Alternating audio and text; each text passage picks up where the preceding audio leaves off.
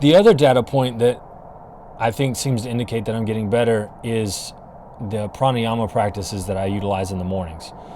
So I'm a big believer in the power of breath. Wim Hof method, pranayama, anything that will help you breathe better, because the breath is such a pivotal part of existing as a human being. No breath, no existing.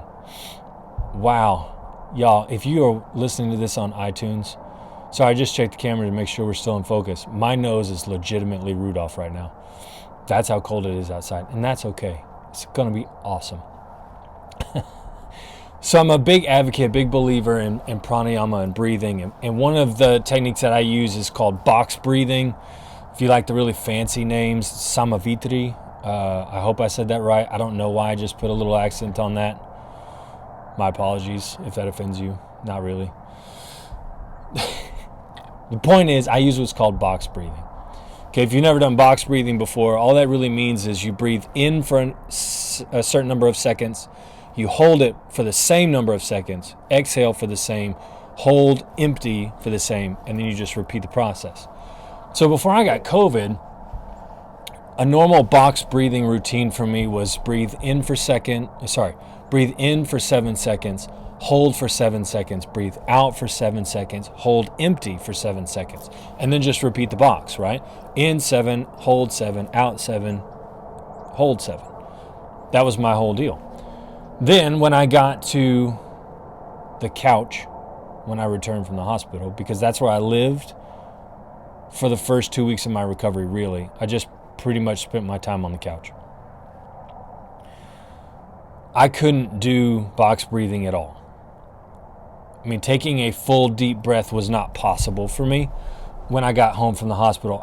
It always felt like when I took a deep breath in, I would hit a wall in my chest that I couldn't inhale past.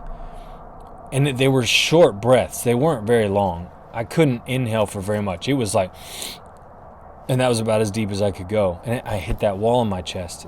And I know that's because my insides were pretty torn up, right? So now I got to adjust. There we go. Okay. So that said, when I got home from the hospital, I couldn't even do my box breathing. After the first couple of weeks where I started to build up some momentum in my healing journey, I sat outside for meditation and I started my breathing practice. And I could do 2 to 3 seconds. Breathe in for 2, hold for 2, out for 2, hold for 2. And honestly, part of the recovery journey is embracing the disappointment. Because you can either wail and gnash your teeth against the fact that you are not where you once were, or you can accept it and move forward in healing. That was my experience, because dealing with the disappointment was pretty frustrating. I couldn't go to the gym. I couldn't take a shower without having oxygen in my nose.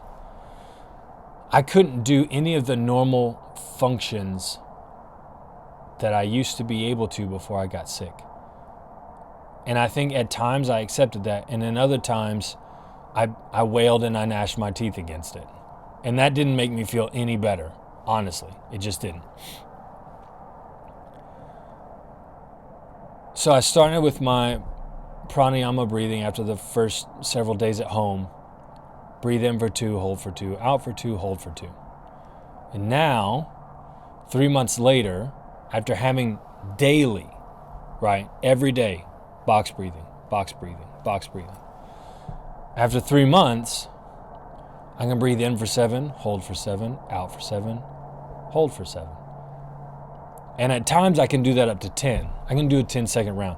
The problem with that is I can't do it consistently without struggle. So I can do 2 or 3 rounds of that box at 10 seconds. But then I start to get to where I'm like, I can't quite hold it the same, and I get a little panicked, and I go back to 7 seconds. But even the fact that I can do a couple of rounds at 10 seconds is really encouraging.